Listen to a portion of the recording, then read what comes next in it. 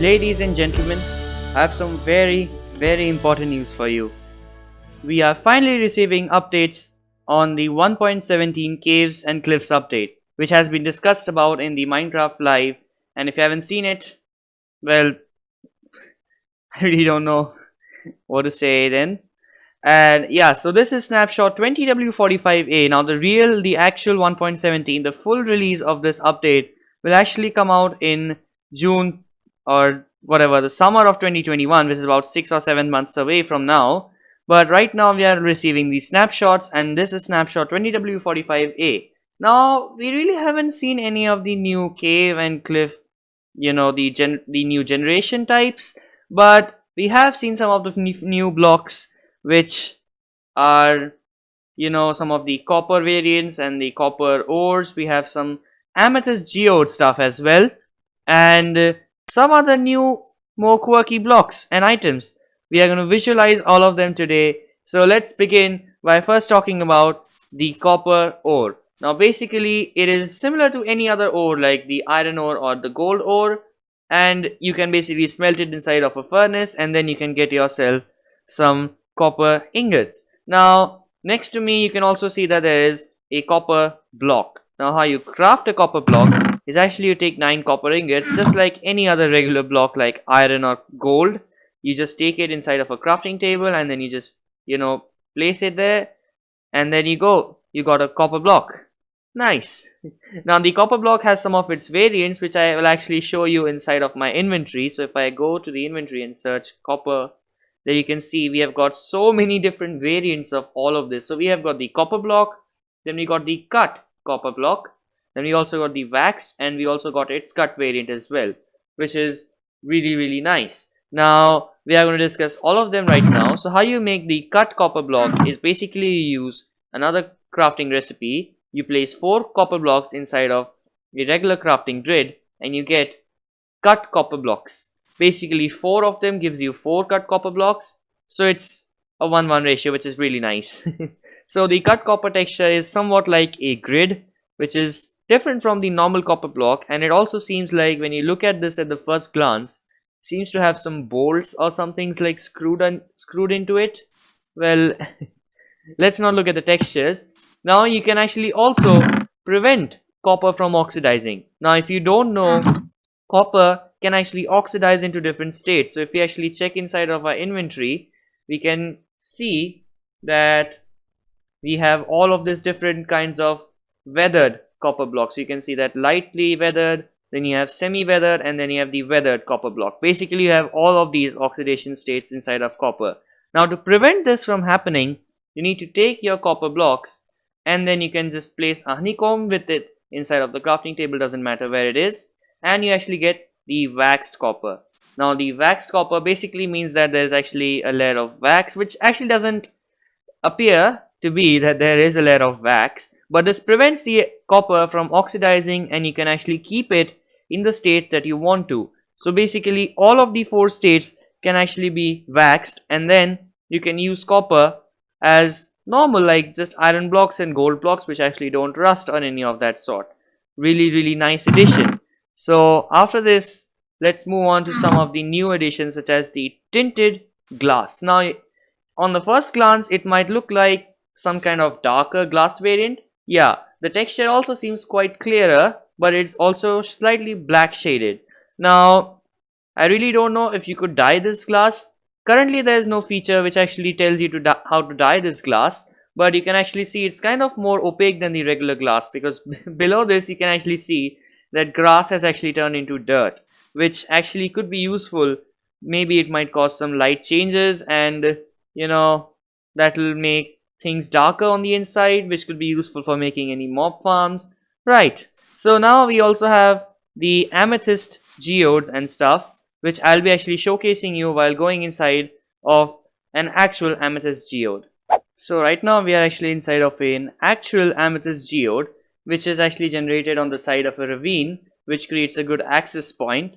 And generally these places are quite dark, so I've actually given myself some night vision, as you can see here.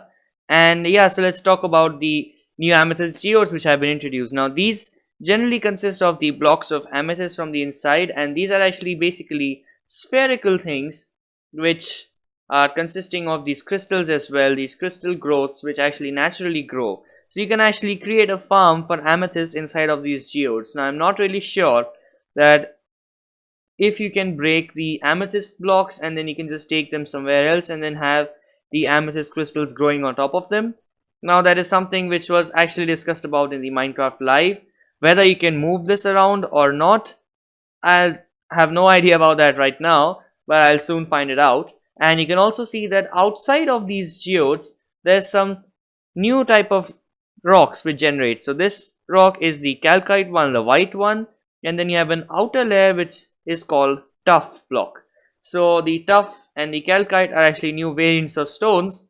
So these are some of the new blocks that have been added inside of the 1.17 update, which is pretty nice. Now if you actually break these crystals, you can actually get something called an amethyst shard. Now the amethyst shard could be used for the tinted glass and some of the other new things which have been introduced, possibly, and I'm not really sure about that as of now. But if you can actually notice that these things actually emit a light level, but currently I have night vision so you can't see, but these amethyst crystals actually have a light level, which means that these things can be used for lighting, but very dim lighting. And this light level actually depends upon the growth stage of the amethyst bud. So this is a smaller one and this is a larger one. So this has a larger light level, and these things also keep growing after a little while. Also, you can actually walk on top, and these actually have a hitbox, which means you actually get raised up when you walk on top of these crystals. See, I'm not floating. See, I'm not floating. And if you actually walk on them, if you hear carefully, you can hear some noises.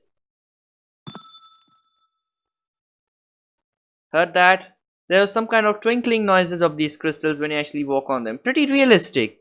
Alright, let's move on to our next new addition inside of this snapshot. Right, so this new addition is actually candles, and for this we are actually inside of a dark cave, and I've also got rid of my night vision, so if you can't see anything, you might have to turn your brightness up a little bit.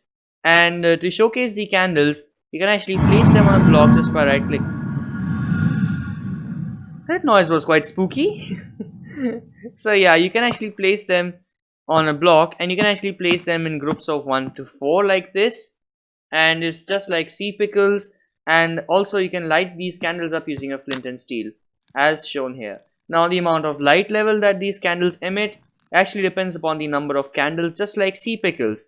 And if you actually remove these and if you use only one candle, you can see that it has a really low light level, so it basically doesn't make any difference whatsoever.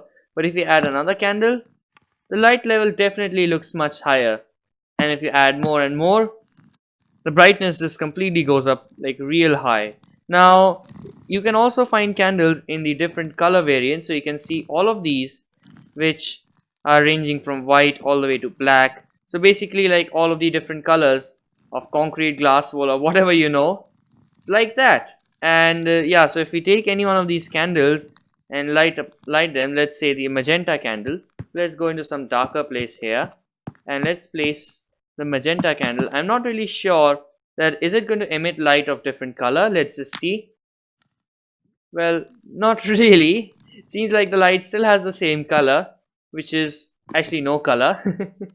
Right, so basically these candles are just for showcasing. So if you like to use any different color of a candle, you can use it if you have some different kind of color theme. So if you want to use something which contains only and only orange stuff or magenta stuff, then you can use these candles. And candles also can be used as a very spooky thing. They can add a very spooky effect inside of your base. So suppose you have one single candle and you light it up. Spooky. Just getting the angle wrong every single time. Right, so that was everything about the candles. Let's move on to our next thing, which is the bundles. Alright, talking about inventory management and the new changes in the inventory, that is the bundles. Now in my hand you can see that I have a bundle, and how you use a bundle is basically it is used to store a stack of items. Not really useful, right?